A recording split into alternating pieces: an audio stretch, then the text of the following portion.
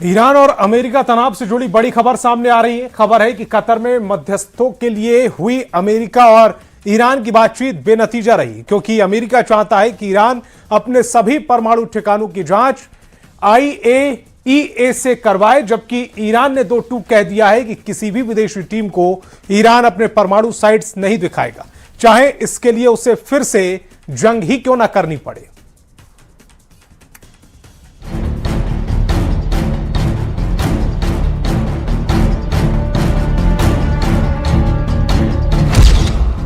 नहीं दिखाएंगे ईरान का परमाणु बम, ट्रंप नेतन्याहू को कालीबाफ का चैलेंज। ईरान के परमाणु ठिकानों पर अगर अमेरिका और इजराइल की सीधी पहुंच हो जाती है तो ये वाकई अमेरिका और इजराइल की ईरान पर सीधी जीत साबित करने का एक बेहतरीन मौका हो सकता है। लेकिन मौजूदा हालात में ईरान ने अपने तेवर दिखाकर फिर साबित कर दिया कि ईरान रत्ती भर भी झुकने वाला नहीं है।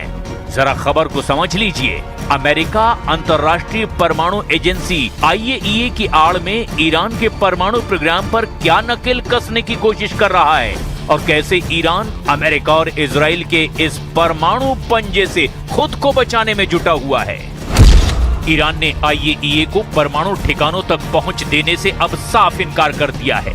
ईरानी संसद के स्पीकर मोहम्मद बाकर कालीबाफ ने एक ऐसा बयान दे दिया जिसे सुनकर अंतर्राष्ट्रीय परमाणु एजेंसी IAEA, राष्ट्रपति ट्रंप और प्रधानमंत्री नेतन्याहू के भी होश उड़ चुके हैं। मोहम्मद बाकर कालीबाफ ने दो टूक कह दिया कि ईरानी कानून इस बात की इजाजत कतई नहीं देता कि IAEA ईरान के 3 परमाणु ठिकानों का दौरा करे। ईरान के इस्फान, फोर्दो और नतांज परमाणु ठिकाने ईरान के परमाणु कार्यक्रम के मजबूत स्तंभ माने जाते हैं। तीनों तकनीकी रूप से एक दूसरे से जुड़े हुए हैं। इनके बिना ईरान का परमाणु ढांचा अधूरा है। अमेरिका और ईरान चाहते हैं कि IAEA के जरिए ईरान के इस्फान, फोर्दो और नतांज का पूरा कच्चा चिट्ठा सामने आ जाए। IAEA चाहता है कि वो ईरान की तीनों परमाणु साइट्स इस्फान, फोर्दो और नतांज का बारीकी से निरीक्षण करे और पता लगाए कि आखिर ईरान का 440 किलो 60% संवर्धित यूरेनियम कहां छिपा है। अब आप ये भी जान लीजिए कि ईरान के ये तीनों परमाणु अड्डे आखिर क्यों इतने ज्यादा अमेरिका, इजराइल और IAEA की आंखों की किरकिरी बने हुए हैं। यहाँ मुख्य रूप से यूरेनियम कन्वर्जन फैसिलिटी यानी कि UCF काम करती है। ईरान की खदानों से जो कच्चा यूरेनियम लाया जाता है, जिसे येलो केक कहते हैं, उसे यहाँ रासायनिक प्रक्रिया के जरिए यूरेनियम हेक्साफ्लोराइड गैस यानी कि UF6 में बदला जाता है। इसी गैस को बाद में संवर्धन के लिए दूसरे संयंत्रों में भेजा जाता है। यहाँ संवर्धित यूरेनियम के परमाणु रिएक्टरों के लिए फ्यूल रॉड्स यानी ईंधन की छड़ें तैयार करने का काम भी होता है।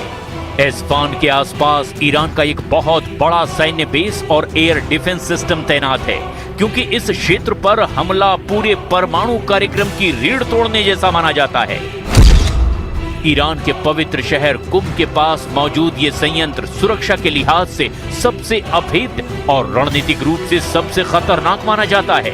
फोर्दो को एक विशाल पहाड़ी के अंदर लगभग 250 से 300 फीट गहराई में कंक्रीट की मोटी परतों के नीचे बनाया गया है। इस बनावट की वजह से ही इस पर पारंपरिक हवाई हमलों का या फिर बड़े बंकर बस्टर बमों का असर होना लगभग नामुमकिन माना जाता है। यहाँ आधुनिक और एडवांस सेंट्रीफ्यूज जैसे IR6 के जरिए यूरेनियम को सीधे 60% या उससे ज्यादा शुद्धता तक समृद्ध किया जाता है, जो मेडिकल रिसर्च के नाम पर सैन्य स्तर के बेहद करीब है। नतांज न्यूक्लियर फैसिलिटी ये ईरान का सबसे बड़ा केंद्रीय और मुख्य यूरेनियम संवर्धन संयंत्र है, जो इस्फान प्रांत के अंतर्गत ही नतांज शहर के पास मौजूद है। नतांज में बड़े पैमाने पर औद्योगिक स्तर पर यूरेनियम संवर्धन होता है। यहाँ जमीन के ऊपर और जमीन के नीचे विशाल हॉल्स बने हुए हैं, जहाँ हजारों की संख्या में सेंट्रीफ्यूज 24 घंटे घूम करके गैस को समृद्ध करते हैं।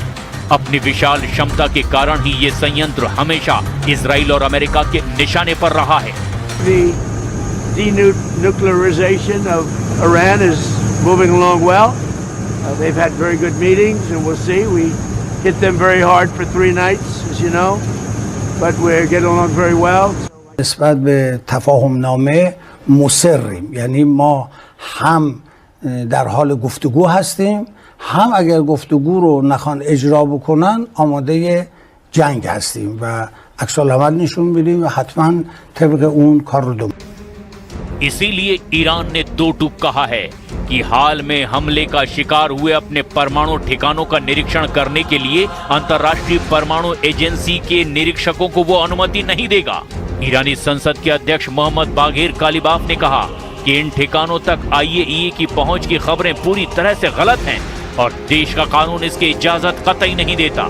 सरकारी टीवी चैनल IRIB को दिए साक्षात्कार में कालिबाफ ने कहा कि ईरानी संसद और सर्वोच्च राष्ट्रीय सुरक्षा परिषद ने ऐसा कानून बनाया है जिसके तहत बमबारी से प्रभावित परमाणु स्थलों तक किसी भी परिस्थिति में विदेशी निरीक्षकों को पहुंच नहीं दी जा सकती।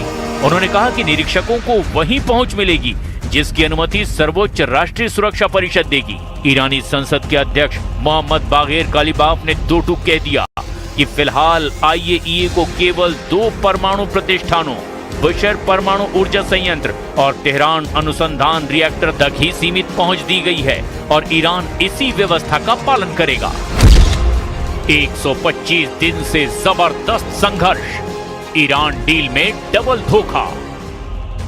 अमेरिका ईरान में अब जल्द ही बड़ा समझौता हो सकता है।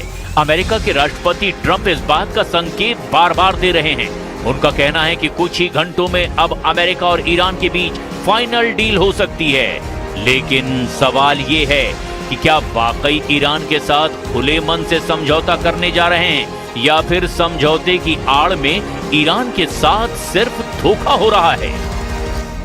इंटरनेशनल एजेंसी के कुछ एक्सपर्ट्स इसे पूरी तरह धोखा न मानकर ट्रंप और नेतन्याहू की एक सोची समझी चेस चाल के रूप में देख रहे हैं, जिसके पीछे ये गणित हो सकता है कि ट्रंप दुनिया के सामने शांति दूत की इमेज बना रहे हैं, दुनिया के लिए हॉर्मोज खुलवा रहे हैं, जबकि नेतन्याहू बैड कॉप की भूमिका में रहकर लेबनान से लेकर ईरान तक हमले की खुली झूठ का दावा कर रहे हैं। डील के तहत 60 दिन में परमाणु स्टॉक नष्ट करना है। अगर ईरान अपनी डील से मुकरा तो ट्रंप को दोबारा नैतिक और लीगल आधार मिल जाएगा और वो ईरान को तबाह कर डालेंगे। 107 दिनों की लगातार लड़ाई से अमेरिका और इजराइल दोनों के एयर डिफेंस इंटरसेप्टर यानी मिसाइल डिफेंस सिस्टम खत्म होने की कगार पर थे। इस डील के बहाने इजराइल और अमेरिका को अपने हथियारों का स्टॉक दोबारा भरने का वक्त मिल गया है, क्योंकि इजराइल ने आधिकारिक तौर पर कह दिया है कि वो इस डील का हिस्सा नहीं है। इसीलिए नेतन्याहू ने चालाकी से खुद को अंतर्राष्ट्रीय बंधनों से मुक्त कर लिया है। अमेरिका दुनिया से कहेगा कि वो शांति चाहता है, लेकिन इजराइल पर्दे के पीछे से ईरान के परमाणु ठिकानों को निशाना बनाएगा और मोसाद के जरिए गुप्त और सर्जिकल हमले जारी रखेगा। इजराइल सीज फायर के आधिकारिक रूप से लागू होने से पहले ही हिजबुल्लाह और ईरान के शीर्ष कमांडरों को चुन चुन कर निशाना बनाने की नीति जारी रखेगा, ताकि समझौते के वक्त उसकी स्थिति कमजोर न रहे। अगर अमेरिका के दबाव में इजराइल को फ्रंटलाइन वॉर यानी कि आमने सामने का युद्ध रोकना भी पड़ा, तो भी मोसाद के जरिए ईरान के भीतर सीक्रेट ऑपरेशन, साइबर हमले और परमाणु वैज्ञानिकों या ठिकानों को गुप्त रूप से निशाना बनाने का सिलसिला थमेगा नहीं। ये तो लगभग तय है। We want durable commitments that are verifiable and backed up by inspections that Iran will denuclearize their entire country. Some days actually more oil coming out of the Strait than came out before the war even started. So there's this element of the where the world oil economy is kind of getting back into gear. That's going to take a little bit of time, but you've already seen the prices come way down. अब ऐसे हालात में अगर Iran अपने परमाणु ठिकानों को छिपाने में कामयाब रहता है, तो इजराइल इसे अमेरिका की रणनीति की बड़ी हार मानेगा। और अगर ऐसा हुआ तो ईरान का परमाणु दांव पूरी तरह से अमेरिका और इजराइल पर भारी साबित हो सकता है।